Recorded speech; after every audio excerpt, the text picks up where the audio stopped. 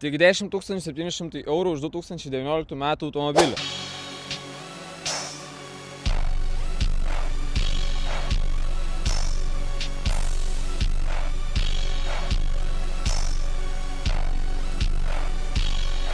Tai yra Peugeot 5008. Turi 1,2 litro benzininį variklį, mechaninę pavarų dėžę, automobilis neeksploatuotas Lietuvoje ir neturės eismo įvykių. Kas man labai patinka apie šį automobilį, jog jis yra puikiai subalansuotas. Erdvus, modernus, o viduje patogu sėdėti tiek keleiviui, tiek vairuotojui. Tai salonas atrodo labai gerai. Turime didelę panoramą, sėdynės taip pat nėra nutrintos, atrodo gražiai. Turime tokią multimediją.